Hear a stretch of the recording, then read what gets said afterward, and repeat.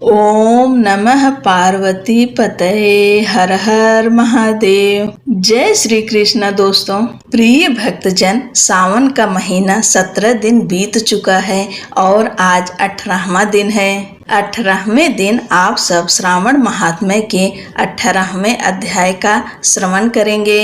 18वें अध्याय में आशा दशमी व्रत का विधान है। सनत कुमार बोले, हे भगवान, हे पार्वती नाथ, हे भक्तों पर अनुग्रह करने वाले, हे दया सागर, अब आप दशमी तिथि का महात्म्य बताइए। ईश्वर बोले, हे सनत कुमार, श्रावण मास में शुक्ल पक्ष की दशमी तिथि से यह व्रत आरंभ करें। इस प्रकार 12 महीने में इस उत्तम व्रत को करके बाद में श्रावण मास के शुक्ल पक्ष की दशमी तिथि पर इसका उद्यापन करें। राज्य की इच्छा रखने वाले राजपुत्र, उत्तम कृषि के लिए कृषक, व्यवसाय के लिए वैश्य, पुत्र प्राप्ति के लिए गर्भिणी स्त्री, धर्म अर्थ काम की सिद्धि के लिए सामान्य जन, श्रेष्ठ वर की अभिलाषा रखने वाली कन्या, यज्ञ करने की कामना वाले ब्राह्मण श्रेष्ठ, आरोग्य के लिए रोगी और दीर्घकालिक पति के लिए परदेश रहने पर उसके आने के लिए पत्नी, इन सबको तथा इसके अतिरिक्त अन्य लोगों को भी इस दशमी व्रत को करना चाहिए। जिस कारण जिसे कष्ट हो तब उसके निवारण हेतु उस मनुष्य को यह व्रत करना चाहिए। श्रावण में शुक्ल पक्ष की दशमी के दिन स्नान करके देवताओं का विधिवत पूजन कर घर के आंगन में 10 दिशाओं में पुष्प, पल्लव, चंदन से अथवा जौ के आटे से अधिदेवता की शस्त्र वाहन युक्त स्त्री रूपा शक्तियों का अंकन करने नक्त बेला में 10 दिशाओं में उनकी पूजा करनी चाहिए। धृत मिश्रित नैवेद्य अर्पण करके उन्हें पृथक पृथक दीपक प्रदान करना चाहिए। उस समय जो फल उपलब्ध हो वह भी चढ़ाना चाहिए। इसके बाद अपने कार्य की सिद्धि के लिए इस प्रकार प्रार्थना करनी चाहिए, हे दिग् देवता, मेरी आशाएं पूर्ण हो और मेरे मनोरथ सिद्ध हो। आप लोगों की कृपा से सदा कल्याण हो। इस प्रकार विधिवत पूजन करके ब्राह्मण को दक्षिणा देनी चाहिए। हे मुनि श्रेष्ठ, इसी क्रम से प्रत्येक महीने में दशमी तिथि का व्रत सदा करना चाहिए और 1 वर्ष तक करने के अनंतर उद्यापन करना चाहिए। अब पूजन की विधि कही जाती है।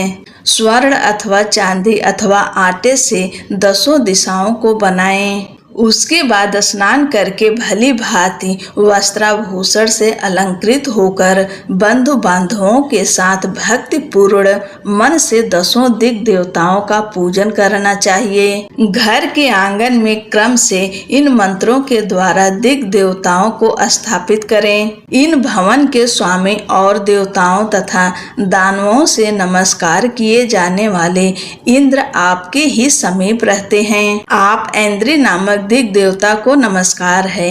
हे आसे, अग्नि के साथ परिग्रह अर्थात विवाह होने के कारण आप आग्नेयी कही जाती हैं। आप तेज स्वरूप तथा पराशक्ति हैं, अतः मुझे वर देने वाली हो। आपका ही आश्रय लेकर वे धर्मराज सभी लोगों को दंडित करते हैं, इसलिए आप संयमिनी नाम वाली हैं। हे याम्ये, आप मेरे लिए उत्तम मनोरथ पूर्ण करने वाली हो। हाथ में खड्ग धारण किए हुए मृत्यु देवता आपका ही आश्रय ग्रहण करते हैं, अतः आप निर्रिक्त रूपा हैं। आप मेरी आशा को पूर्ण कीजिए।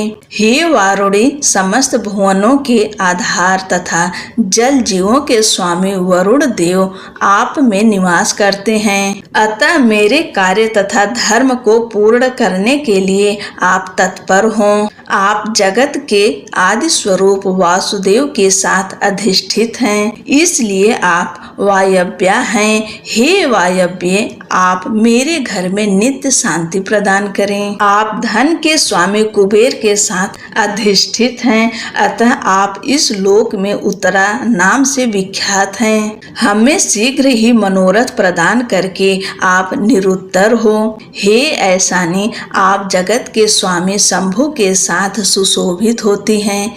हे शुभे, हे देवी, मेरी अभिलाषाओं को पूर्ण कीजिए। आपको नमस्कार है, आपको नमस्कार है।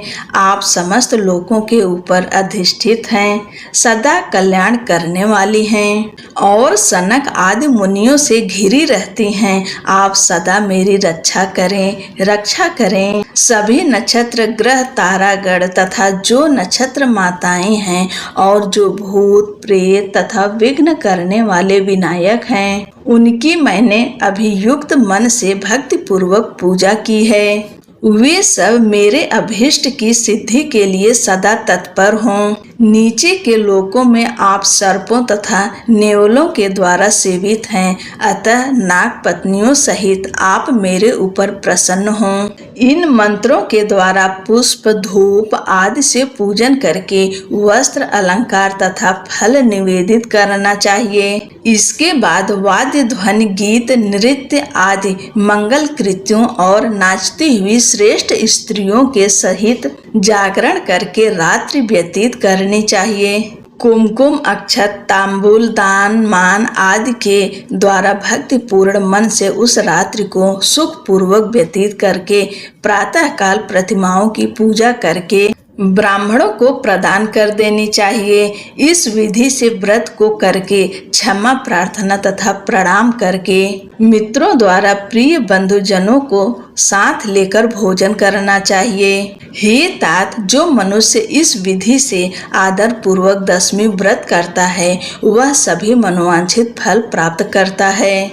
विशेष रूप से स्त्रियों को इस सनातन व्रत को करना चाहिए, क्योंकि मनुष्य जाति में स्त्रियां अधिक श्रद्धा कामना परायण होती हैं। हे मुनि श्रेष्ठ, धन प्रदान करने वाले, यश देने वाले, आयु बढ़ाने वाले तथा सभी कामनाओं का फल प्रदान करने वाले, इस व्रत को मैंने आपसे कह दिया।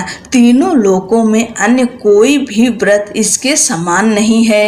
हे ब्रह्मपुत्रों में श्रेष्ठ, वांछित फल की कामना करने वाले जो मनुष्य 10वीं तिथि को 10 दिशाओं की सदा पूजा करते हैं, उनके हृदय में स्थित सभी बड़ी बड़ी कामनाओं को वे दिशाएं फलीभूत कर देती है। इसमें अधिक कहने से क्या प्रयोजन। हे सनत कुमार, यह व्रत मोक्षदायक है, इसमें संदेह नहीं करना चाहिए। इस व्रत के समान न कोई व्रत है और न तो होगा। इस प्रकार श्री स्कंद पुराण के अंतर्गत ईश्वर सनत कुमार संवाद में श्रावण मास महात्म्य में आशा 10वीं व्रत कथन नामक 18वां अध्याय पूर्ण हुआ।